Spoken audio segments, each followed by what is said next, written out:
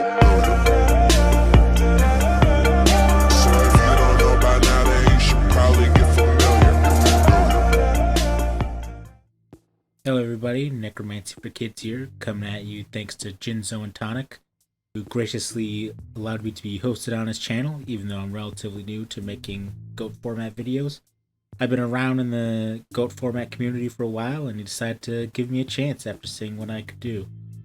I've got here for you today an Equip Warrior Chaos deck, or as I like to call it, Equip Control. And before I show you the deck, I'd just like to mention that the side deck that you see in the video is not a true side deck, but I go over some of the potential other cards you could include in this build, and a few of the cards in there I do suggest for the side deck as well. And as far as the fusion deck goes, I don't use them for this build, but be sure whenever you make a GOAT format deck to always include a suite of fusion monsters, because you never know when you might steal an opponent's monster that could use them, or you might somehow find yourself in such a situation. With all that said, let's head to the video. The focus of this deck here, as you can imagine, is chaos monsters and equip spells, but let's just start off with the basic cards that you might see in a normal chaos deck, which I include.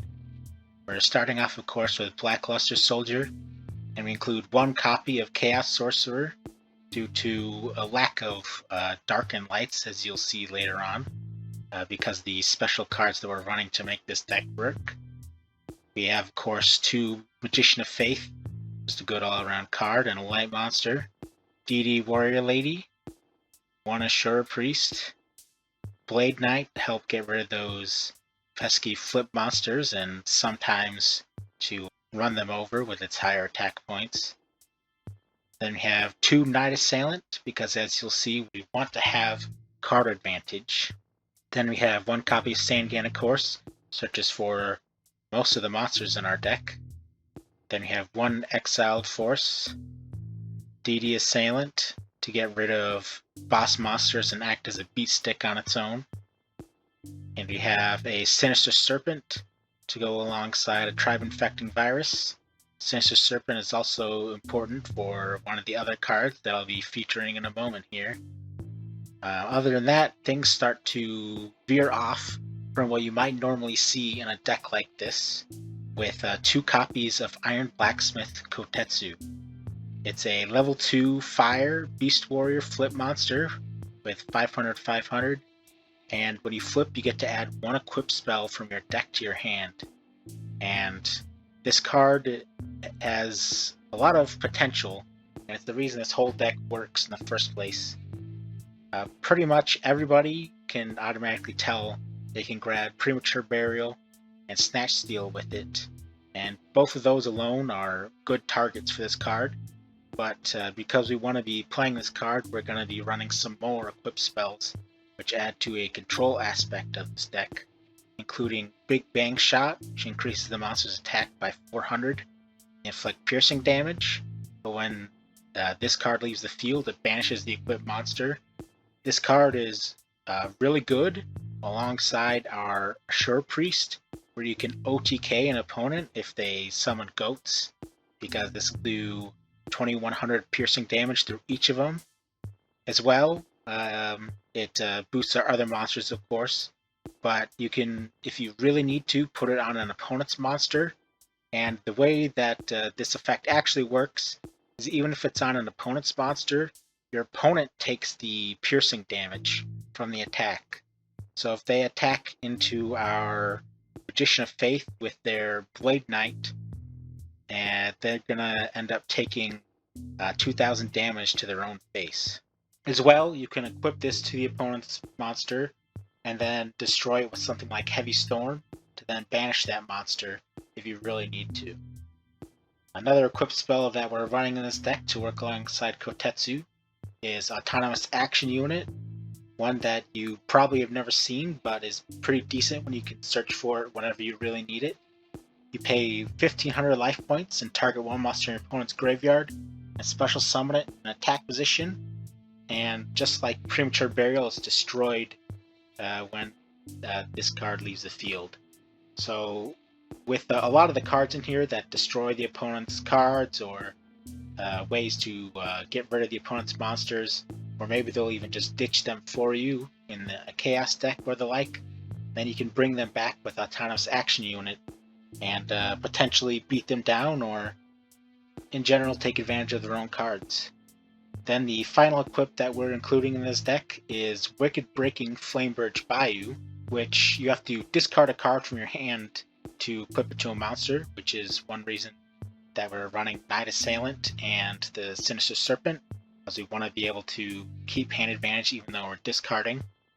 And what it does is the targeted or the equipped monster gains 500 attack, and it negates the effect of any opponent's monster that's destroyed by battle with the equipped monster, which has the Hot Des ruling, of course, where even if you destroy something like a Sinister Serpent, they can't use its effect later on. To go alongside our equipped spells, and because we are playing 2 copies of Reinforcement of the Army to search up our monsters here, we have one Matazah the Zapper, level 3 Dark, so it gets underneath things such as Gravity Bind, and being a Dark searchable is pretty important in this deck.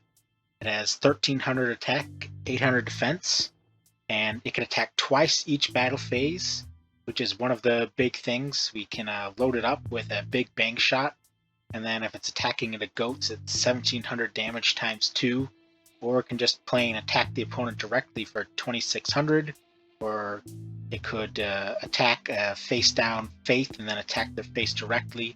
There's a lot of handiness to just that alone, but also one very important thing is control this face-up card in the field cannot switch. So the opponent can brain control it in Monarchs against a goat control deck. They can't use Thousand Eyes Restrict to grab it, and of course no one can use Snatch Steal on it either. So it's a pretty good card in my opinion. Then of course we have one copy of Tsukiyomi to reset our flip monsters and to set down the opponent's Thousand Eyes Restrict if they have one, or just generally run over any monsters with low defense. As you could tell, the monster lineup in here leaves a bit of power gap where you really need ways to be able to run over monsters, and Tsukiyomi is one of the ways to help you do that. Then of course we have Delinquent Duo, Graceful Charity, and Pot of Greed, as almost every deck should, and 3 copies of Book of Moon for, of course, much the same reason as Tsukiyomi, 2 copies of Nolman and Crossout, 2 copies of Reinforcing the Army like I said earlier, a Heavy Storm, Mystical Space Typhoon, our Equip Suite. Then we have 1 copy of Call the Haunted to bring back our threats, such as Matazah the Zapper, Blade Knight, and DD Assailant, or to bring back a flip and then set it back down with the Book of Moon if we need to. Then we have 1 Mirror Force, Ring of Destruction, Torrential Tribute, and Sakuretsu Armor to finish it off. I included Sakuretsu Armor here as a one-of because we needed more ways to get rid of the opponent's field so we can beat down with our own monsters, and of course it helps with Autonomous Action Unit to have their monsters go to the grave so that we can bring them back later. That's it for this build, but I'd like to include some cards that are possible to play alongside here if you wanted to do so. Of course, Don Zalug is a pretty good card. I don't currently include it because there's already a lack of big monsters to threaten the opponent's own, but if you can figure out your own build for this, Don Zalug's pretty good. You can either main deck or side deck Ninja Grandmaster Sasuke to help fight against Gravekeeper Spies, although with Big Bang Shot, a lot of your bigger monsters can already run over them. In fact, Big Bang Shot on a Ashura Priest turns it into a Gravekeeper Spy destroying machine, rather than just a goat destroying machine. Then we have DD Survivor, who can force the opponent to attack you with their chaos monsters instead of banishing it. As well, it's a dark searchable with Rhoda, so there's that to keep in mind. One kind of cute card that you could include is Big Shield Gardener, which you can search up with Reinforce of the Army to make the opponent think. The card you're going to set is Big Shield Gardna, and they won't drop their Nobleman and Crossout on it. I tried it out, but we needed too many Darks and Lights in the deck for this to really work. There's also, of course, Breaker the Magical Warrior you could include. All around decent dark monster and helps you keep advantage in this deck.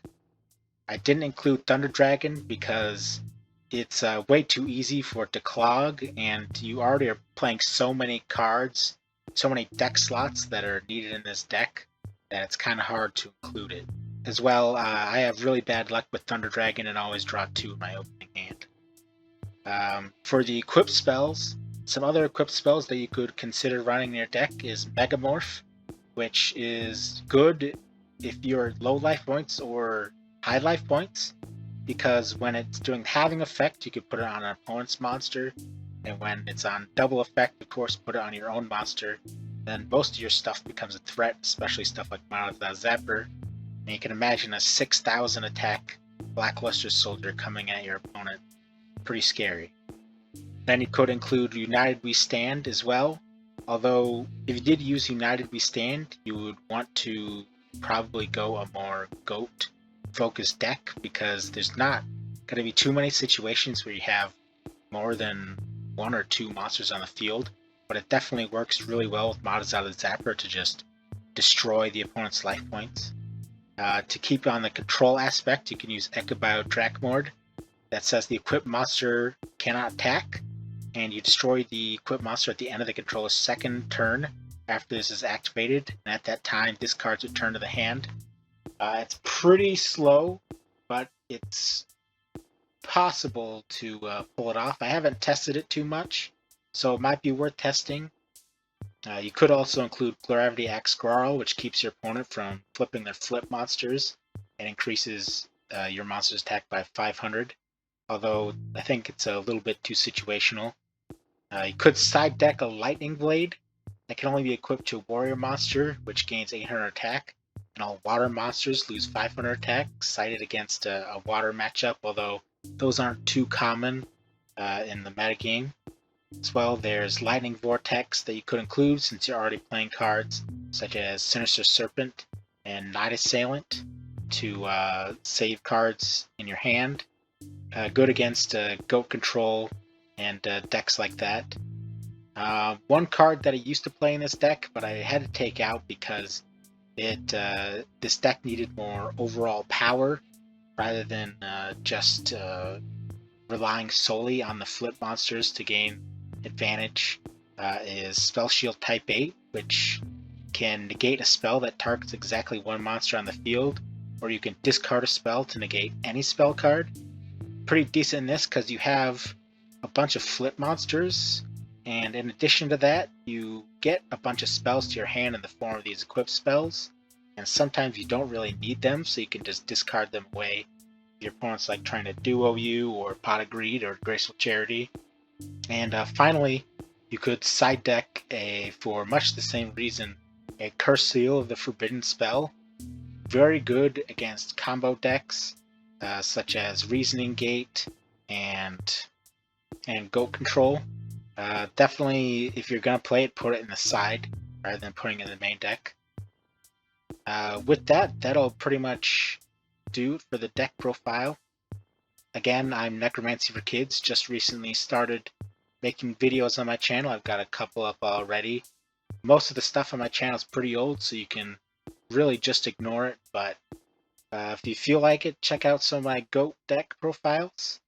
I usually play casual decks, less conventional than this one, but hopefully you can enjoy them regardless. And with that, hope you all have a great night, or day, or whatever it is for you. Take care.